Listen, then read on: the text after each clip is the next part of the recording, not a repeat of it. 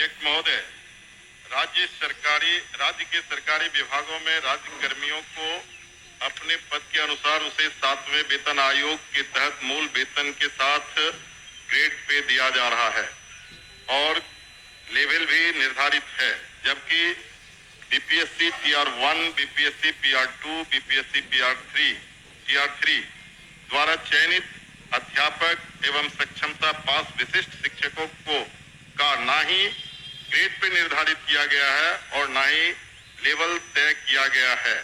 सिर्फ नियोजन के तहत वर्ग 1 से 5 के अध्यापकों को एवं विशिष्ट शिक्षकों को 25,000, वर्ग 6 से 8 के अध्यापक को 28,000, वर्ग 9 से 10 के अध्यापक एवं विशिष्ट शिक्षकों को 31,000, वर्ग 11 से 12 के अध्यापक एवं विशिष्ट शिक्षकों को 32,000 रुपया मूल वेतन दिया जा रहा है, जो 7वें वेतन आयोग से बिल्कुल अलग है, जिसके कारण भविष्य में अध्यापक एवं विशिष्ट अध्यापकों को 8वें वेतन आयोग के लाभ से वंचित रहना पड़ सकता है, जबकि उक्त शिक्षकों को भी राज्य कर्मी का दर्जा प्राप्त है।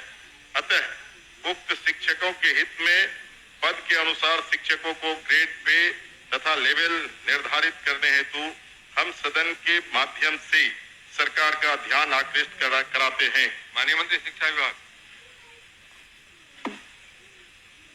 अध्यक्ष महोदय, वस्तु स्थिति यह है कि पंचायती राज संस्थाओं एवं नगर निकाय संस्थाओं द्वारा नियुक्त शिक्षकों को समान कार्य के बदले समान वेतन देने से संबंधित माननीय सर्वोच्च न्यायालय में दायर SLP संख्या 20/2018 बिहार सरकार एवं अन्य बनाम बिहार माध्यमिक शिक्षक संघर्ष समिति एवं अन्य के साथ दिनांक 10/5/2019 को पारित आदेश, जिसमें माननीय उच्च न्यायालय के द्वारा समान कार्य के बदले समान वेतन देने हेतु पारित आदेश को निरस्त कर दिया गया है। राज्य सरकार पंचायती राज संस्थाओं एवं नगर निकाय संस्थाओं द्वारा नियुक्त शिक्षकों को बेहतर वेतन एवं सेवा शर्त हेतुकृत संकल्पित रही है। राज्य सरकार ने सहानुभूति पूर्वक इन शिक्षकों को 1/9/2020 से EPF योजना, जिसमें राज्य सरकार के द्वारा लगभग 5% अंशदान दिया गया है, से आच्छादित करते हुए दिनांक 1/4/2021 से 15% का वेतन वृद्धि किया गया। पुनः राज्य सरकार द्वारा स्थानीय निकाय शिक्षकों को बेहतर सेवा शर्त एवं वेतन प्राप्त हो के परिप्रेक्ष्य में बिहार विद्यालय विशिष्ट शिक्षा नियमावली 2023 अधिसूचित किया गया। नए शिक्षकों की नियुक्ति हेतु बिहार राज्य विद्यालय अध्यापक नियुक्ति, स्थानांतरण, अनुशासनिक कार्रवाई एवं सेवा शर्त नियमावली 2023 अधिसूचित किया गया। सरकार द्वारा इन दोनों नियमावली से नया पद सृजित किया गया।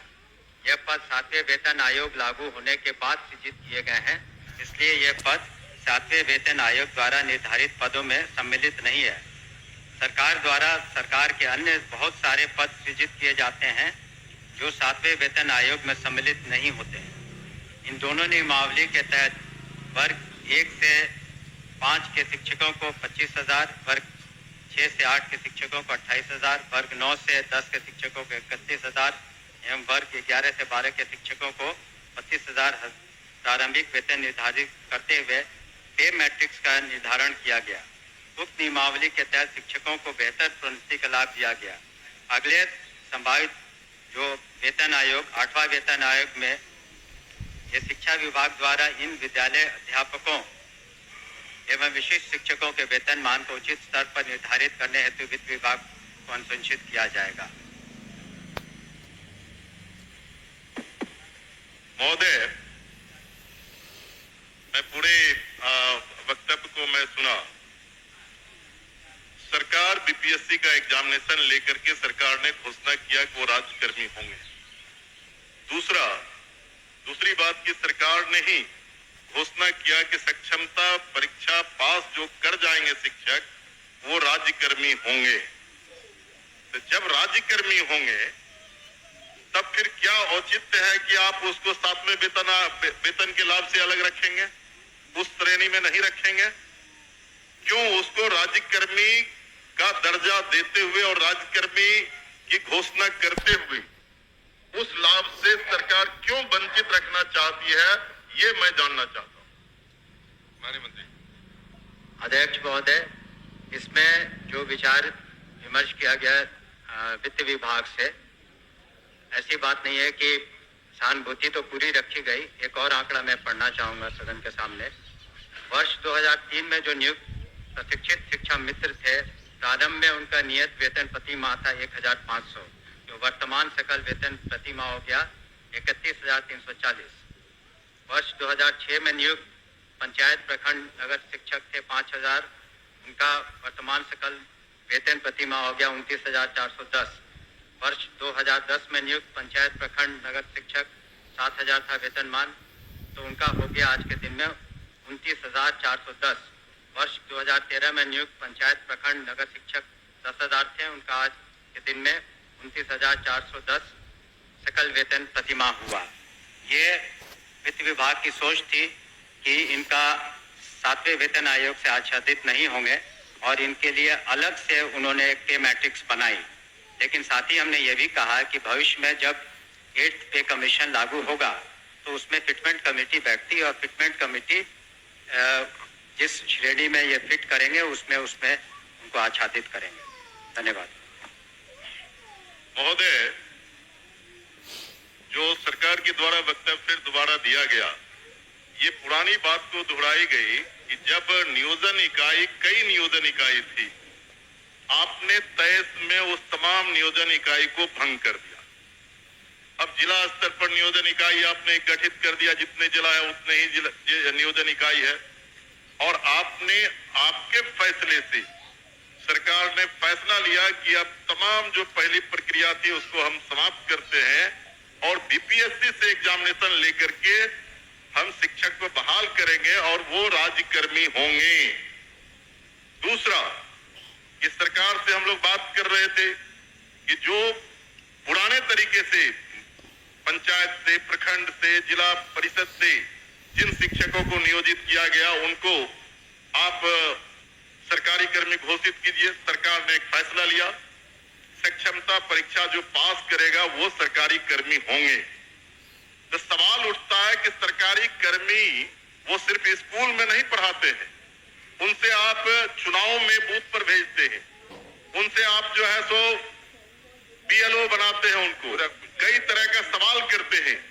जब वो सरकारी कर्मी आपने घोषित किया है, तब सरकारी कर्मी के बराबर उसके समकक्ष 7वां वेतन क्यों नहीं देना चाहती है, ये हम जानना चाहते हैं। तो नहीं, उनका कहना है कि वो पुराना जो बताया 4000 था, 2000 था, 3000 था। दूसरी बार खड़े होकर बोले नहीं सर।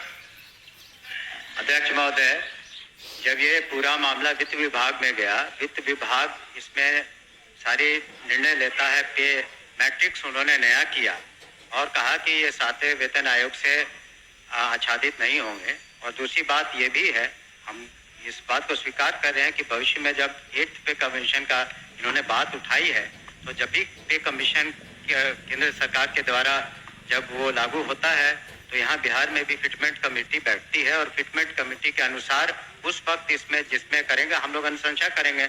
लेकिन अंतोगत्वा इन सभी मामलों में वित्त विभाग अपने वित्तीय प्रबंधन के तहत ही अंतिम फैसला देता है, जिसको सभी को स्वीकार करना पड़ता है। धन्यवाद। हो गया आपका। सर ठीक है, वो लोग पूछेंगे, लेकिन मेरा आखिरी सबमिशन है सर, सप्लीमेंट्री मेरा ये है कि वित्त विभाग से सारी प्रक्रिया को पूरा करते हुए तब आपने बीपीएससी का एग्जामिनेशन लिया और तब आपने राज्यकर्मी का दर्जा दिया। तो साथ में वही घूम फिर के आ रहे हैं आप। 7वें वेतन का आप लाभ उसे क्यों नहीं देना चाहते? ये सरकार एक लास्ट करते हैं सर। मैं एक ही बात को बोल रहे, बोलिए अध्यक्ष।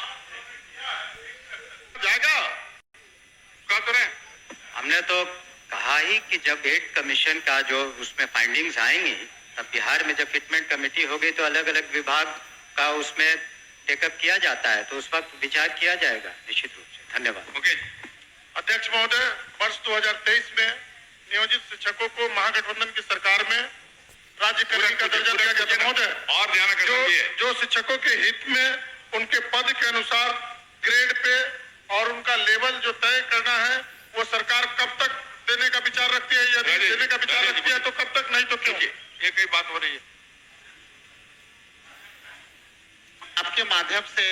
मैं शॉर्ट में दो पूरक पूछना चाहता हूं। क्या सरकार को ग्रेड पे निर्धारण करने में आर्थिक बोझ आ रही है? और यदि ये आर्थिक बोझ आ रही है तो सरकार बतावे कि कितने की आर्थिक बोझ आ रही है, तब जो है वो इनको करने में क्या कठिनाई आ रही है आर्थिक बोझ आने में। ये मेरा सवाल है। बैठिए, और कोई पूछने वाले नहीं ना है? चलिए आप बताइए।